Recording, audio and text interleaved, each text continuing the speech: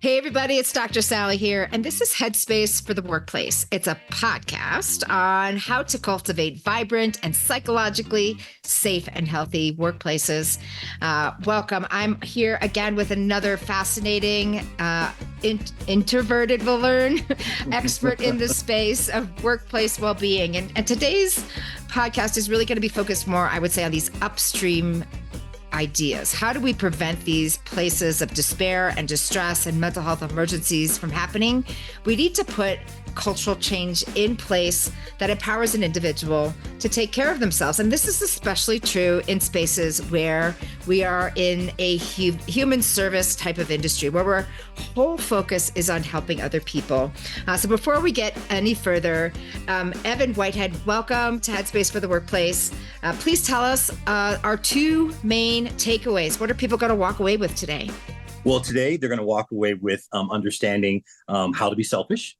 And then also understanding that nobody is going to be your number one advocate, and it's going to stop you from being an advocate except for yourself.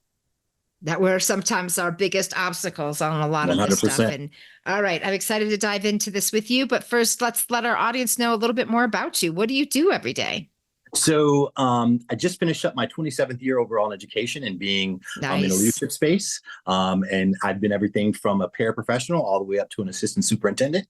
And specifically my areas that I oversaw were special education, working with folks related service, social workers, psychologists as well, and also seeing areas of what we call multi-tiered system of support, and then mental health well-being as well. So a lot of things, but really always in the well-being space in terms of education and what we used to call the affective domain of education.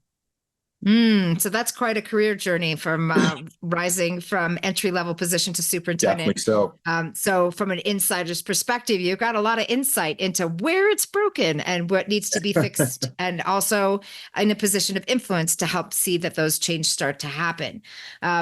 What is something curious about you that people don't necessarily assume about a superintendent? Well, you know what? Oftentimes, being in areas of leadership, especially as an assistant superintendent or a director in a school district, the reality is that people think that you're always very outgoing and always talking, kind of the life of the party, being in front. But the reality is, I'm actually an introvert. And, I work to be more extroverted in the work that I do, especially when it comes to speaking engagements and doing consulting as well. But the reality is I like to give my time for myself in space. And I do that through meditation. I'm a mindfulness practitioner. I've been doing that for about 5 or 6 years now. And really, surprisingly or not, my space is very relaxed, centered. I'm usually wearing my mala, my beads for meditation that I have to the side as well. I didn't wear them today as we're recording, but I usually wear those daily. It helps me to stay focused and grounded. And also I have, there's statues of Buddha around. I have my chime in my meditation space as well. And I also believe in, the sequencing and amount of times one can meditate necessarily, not necessarily the sitting at one point in meditating as well. So I meditate multiple times of the day, and it's really important for me, and it gets me recharged, re-energized, centered, and ready to go whenever I need it. Yes, I love it too. And I was a late life discoverer of it. I was like, I can't sit still for that long. I'm just going to fall asleep. But what you reminded me in our conversation before we turned on the mic here was that it's a practice. And The more you practice, just like any other skill, the more it just comes to you. And then when you start to reap the benefits, like when I started to reap the benefits, which for me was during COVID, I was like, oh, I get it now. It is calming my whole central nervous system in a way that I can think clearly and just be, rather than in the rat race that I tend to turn myself into. So thank you for that reminder. It's so important. And it is possible. It is possible for a lot of people who think maybe I can't do this. Yes, you can. And you will get a reward pretty quickly. Most definitely. But tell us a little bit too about how you got to this point. What is driving your why of why you want to not only change like a little bit around the education system and how people in the workforce in the education system need to do a better job in taking care of themselves, but really in any helping profession. What got you to this point of being such an advocate? Sure. So for me, it's really about lived experience, and I think that's one of the most powerful ways in which you can reach and touch people is because they connect with you. For me, I got into a space that was very dark. In terms of multiple things, in terms of a place of addiction, because I didn't have great coping skills for a lot of things I was going through, and also mental health challenges. And I found myself to a spot where I hit my bottom, and I actually I was hospitalized and took time in a PHP program before dual diagnosis of mental illness and substance abuse. And while I was in program and in treatment, I began to learn about me, and I gained a lot of self-awareness. I got to look at myself, a lot of introspect, reflection, and then I was introduced to mindfulness through the type of therapy that I received, which is DBT, dialectical behavioral therapy, which really worked for me because it allows me to understand a lot about the world and myself and what I have control over, and being able to take life on life terms. And that's what got me to look and do that. And during that time, there were three themes that kept coming up during my time of treatment and recovery in therapy. That was balance. And I realized I didn't have a lot of that. I was an extremist in anything that I did. It was one way or the other. I didn't have like a middle ground or understanding a middle path for things. And what I started to realize was because I was doing something all out and giving so much to one thing or the other, I didn't have balance. But what I realized is that balance is never going to be about being equal, but it's actually about equity. It's about providing the time, energy, and effort, and giving it to people, things, and activities that deserve it when they need it, and also things that are going to be reciprocal. The second area that was a challenge for me was boundaries. And it wasn't so much about boundaries of other people, because that's always pretty natural about what we understand and believe in, but it was about my own boundaries, about setting my own boundaries, and understanding the word no. I am also a recovering people pleaser. So with that, it was very hard for me to do that. And I felt that I always had to give something to someone when they asked, but I didn't realize it was taking a lot out. And especially in a lot of our professions where we serve and we help people. And like, for example, in education, the first thing they tell you is make sure that you get in early, stay late, and volunteer for every type of club activity you can to kind of state your purpose and show that you're committed. But what happens is that culture of martyrdom begins to be created in the workspace, and it's very dangerous. It's a slippery slope. And it became slippery for me because I said yes to everything and professionally. When it came to my family, I would feel the angst of something if we didn't have something, if my wife needed something, or if my kids needed something, but they were not needs, they were sometimes wants. And then also when people would ask me for something, I'd always be the first to go. And I realized I wasn't looking out for myself. So I had to learn no. So that was my second B, was boundaries, implementing and then sustaining and adhering to my boundaries and being okay with that, and feeling okay to be selfish and prioritize. And the last one was breaks. I don't know about you, but in some of your listeners, but in my profession, especially when you're in leadership, once again, that whole culture of martyrdom in education and probably a lot of other fields is that taking vacation or sick time is looked down upon, even though that you get that time and it's given to you. And for me, I would have, 20 vacation days a year. I wouldn't use them. I got away from family vacations, taking time out for myself. Even when I was sick, I would still push forward and push through. And we do that oftentimes because we think that that's what we're supposed to do and that's the way we're designed, but we're not. And what I realized was I never took time to pause. I never took time to smell the roses, even through my education practices and my learning, because I didn't take a traditional pathway in education. And it took me 10 years from graduation high school to graduating college. I felt that I needed to catch up. So professionally, I was always in this rat race to move through and kind of climb up the ladder. And I never took a chance to relax and share and enjoy, milestones that I made. And once I got in my career, I kept doing it. And eventually, all of that came to a head because I wasn't taking time out to breathe. I didn't take time out to pause. I didn't take time out to break. And, understanding the importance of that and understanding that's okay is extremely, extremely extremely a pillar that's necessary for us as human beings, just to be able to continue and to be the best that we can for others. But also just the fact that, if we don't do it, our body will sit us down and tell us to Mm-hmm. pause, and we don't have a choice. And that's what happened Mm-hmm. to me. I was burning the candle at both ends and pushing through and think I was going to make it, and I didn't. So when I realized the importance of that last B of taking a break, that's really what allowed me to get into the mindfulness practice and learning to meditate, because at the end of the day, it allowed me to be present. It grounded me, and then it just allowed me to be, which is also why my 3 Bs is also a double entendre, because it also is just be, right? To be in a space Mm. and just pause and be aware and understand, and be fortunate and grateful for everything life has. And I will tell you, when I got out of treatment for the first time, I was able to hear sounds. I was able to hear nature. Colors were so vibrant, more than they ever were before, and I was able to feel again. And that's the importance, and that's what I, really, why my 3 Bs have become so relevant, and they've resonated with so many people. And I didn't think so. And the one thing I said when I left treatment was that I was going to share my story, and I was going to share my 3 Bs, because I knew how important it was.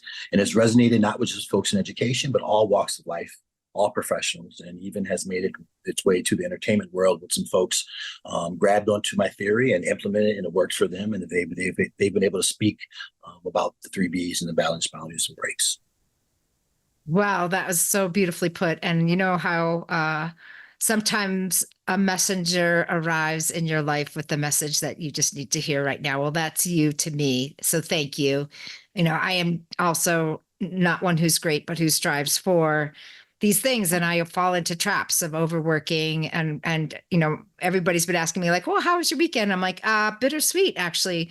Did a lot of fun things, but I'm dealing with my family went off on a family trip without me because I have to work this week. And it's not Been like there. I haven't been having fun. I've had fun, but I am so sad that I am not with them. Yeah. And, had I had this year to do over again, I would have organized things differently so I could be, but instead I feel myself longing and sad that I'm not with them. And so thank you for messaging to me about always remember about, this is the life that we get, and every choice that we make matters. And so are we making choices that will allow us to reap the benefits of our life? Like you said, smell the roses, take those breaks, set those boundaries so that we're not constantly on that treadmill. And how did you call it? The culture of martyrdom is a slippery slope. I think that's an important one for many people in the helping professions to heal. All right. So at the beginning, you eliminated 2 takeaways. So briefly now, tell us what you meant by the first one. Be selfish. So being selfish is basically being the number one advocate for yourself, prioritizing yourself, and being okay and accepting that. Because if you don't, right, if you don't do that, no one else is gonna slow you down and stop you and say you should do that. But it's okay to be selfish. And I know sometimes the word selfish has a negative connotation, but I like to flip that, spin it, because the reality is it's okay in certain circumstances to put yourself first. You can be the best version of yourself for those that need you, that you work with, and that you provide with, and that you see every day. Yeah, and I think there's a real tangible way of doing that is put all your most important things first in the First. day. Yep. Big rocks Yes. go in first in your day. And so, Always. for many of us, that means our exercise routine, our spiritual Yep. routines, preparing healthy food for ourselves, getting the walk, whatever it is, Yes. do it first. Because I know for me, if it's later in the day, it's going to It get won't bumped happen. to the Yep. side. It's not. That's It's it. not happening. Um, so put yourself first. Put your self care first. And if that means you got to get up a little earlier, then do it and go to bed earlier. Yes. Like, Right. oh, and so how do you, then recalibrate all these other demands on yourself so that you have the best fighting chance to have your best holistic health? For All right. sure. What was the other one? No one is going to stop you from advocating for yourself, but yourself. Yes. Learn to use your voice, right? And it's okay. And being able to work on it, even if it's not natural for you, of saying no, of saying what you want. And you can do things by practicing and writing them down. If you're not a confident person, and saying them while you look in the mirror and working on that. practicing a speech that you may say, or an elevator pitch, or just, when you have to have a confrontation in terms of something that may be a disagreement, working on those things, because at the end of the day, if you don't do that, nobody else is going to do that. And it's almost like the expression, closed mouths don't get fed. If you don't speak up, then it's nothing else is going to happen. So learning to do that, working to do that, and having the confidence and building that up to do that is extremely, important. And the more you practice it, the more comfortable you get with that, and saying that to whoever it is, if it's your colleagues at work, if it's your supervisor, if it's your significant other, your spouse, family member, whomever that is, working on that, and of using your voice and being eloquent with it, and standing on it and grounding yourself in your word so that you can be your number one advocate. Yeah. And I would say, and you don't necessarily have to be eloquent and perfectly pitched on it. I know when people have given me feedback, it's the shaky voice. It's the like authentically, I'm in pain, and you are driving my pain message that I hear, where I'm like, I got it. Like, and we're going to figure out a pathway through this, because I don't want you to be in pain. So it doesn't have to be perfect. Sometimes the red letter is so incredibly powerful than a perfectly, rehearsed and memorized little speech. So that's right. So when you advocate for yourself, that is a huge empowerment piece that you're telling your body, you are worth it. Yes. You are worth this fight. And if they are whoever the they is, the thing that you're advocating for, the change that you're advocating for, if the receiver of this message can't hear you when you're being as loud and direct as you can be, then maybe you're in the wrong space. 100%. 100%. Yeah. And then advocating for yourself means I got to go find the next chapter, because if I stay in this chapter, 100%. Then I might not make it. Yeah. 100%. And I would say that that's something that I had to be okay with as well. Like, if this is not my space where I'm going to be supported, what I need, there is another opportunity for me somewhere out there, and it's okay. And that's part of it, getting the courage to understand that putting myself first, being my number one advocate, sometimes is about making moves that I need to do so that I can be well at the end of the day overall. Awesome. Well, I'm going to go back and do a quick recap, and then I'm going to come back to you for final thoughts. All right. So everybody, if you just tuned in, I'm here with Evan Whitehead, and we're talking about the importance of being selfish and advocating for yourself. And when you don't do that, you can find yourself, as Evan did, in a pit of despair, where ways of self-coping were not working anymore, because through that culture of martyrdom, the slippery slope, finding yourself at the bottom of the barrel with nothing left to pull from. So I just also want to give you a shout out, Evan, for the amazing turnaround and recovery experiences that you have. And we all know that's not a linear pathway. There's trials and tribulations inside of it. But when someone who is in a position of authority like yourself says, oh yeah, me too. Of course, lots of us have been through the trials of poor mental health, addictive behavior, and it is really a struggle to get through it. You let others know that it's okay to share those stories as well, and you also can become a model. Thank you also for shouting out to dialectical behavior therapy. We'll put that in the show notes. I do feel like that is a beautiful therapy that's kind of this incredible mix of very concrete action steps you can take. Yes. Also like the spiritual philosophy that you can start to embed in your mind, body, and soul. And what of course I love about it most of all is that it holds opposite things together. That's the whole part of the dialectical, that you could be this and that together in one being, and that is your truth. So in closing, what do you want to make sure that our listeners walk away with? At the end of the day, just remember my 3 B's: balance, boundaries, and breaks. Peace and blessings. Yes. And peace and blessings. Yes, absolutely. And just be, there's so many B's in there. Evan, thank you so much for your inspiration, and really pull it to the top of the brain piece, write it down on a piece of paper, hold it in front of you, put it by your mirror, remind yourself every day that, no one will advocate for you but you. And these things are important. If you're going to be there for other people, you've got to take care of yourself. So if people want to find you and connect with you, what's the best way for them to do that? Sure, definitely. They can find me on X, formerly Twitter, at Evan Whitehead 00, at Evan Whitehead 00. And also you can find me on Instagram at Balance Boundaries and Breaks. Wonderful. And so you can please go over and continue this conversation with Evan. Thank you to the whole team that helped put this together.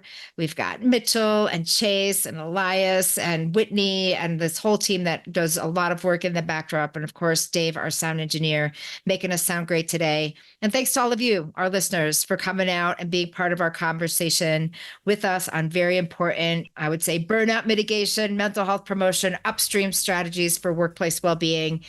So in closing, as we all like to say, working minds work well together. There's lots we can learn from each other to improve the well-being of our workplaces.